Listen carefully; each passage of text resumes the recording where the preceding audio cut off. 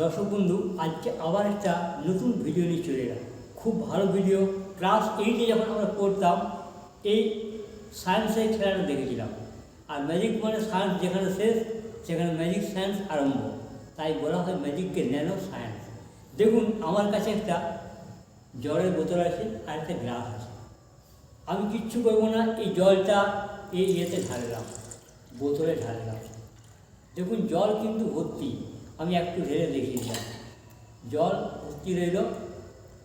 আর আমার কাছে আর কিছু নেই, একটা ছোটো জাস্ট এরকম একটা কাগজ আছে, কাগজটা আমি জাস্ট এর মধ্যে ঢাকা দিলাম।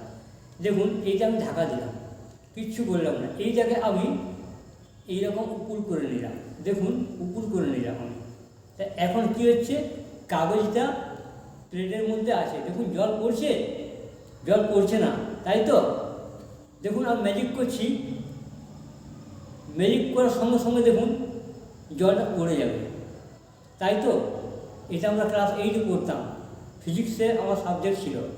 আমি এখন পেপারটা সরিয়ে দেবো, তাহলে জল পড়বে, কিন্তু না, আমি তো ম্যাজিক জানি। আপনাদের খেলাটা যদি ভালো লাগে, লাইক কমেন্ট শেয়ার অবশ্যই করবেন। আর যদি ভালো না লাগে, কিচ্ছু করার দরকার নাই, আপনার সোজা আমার চ্যানেল থেকে চলে যাবে। 1, 2 and 3।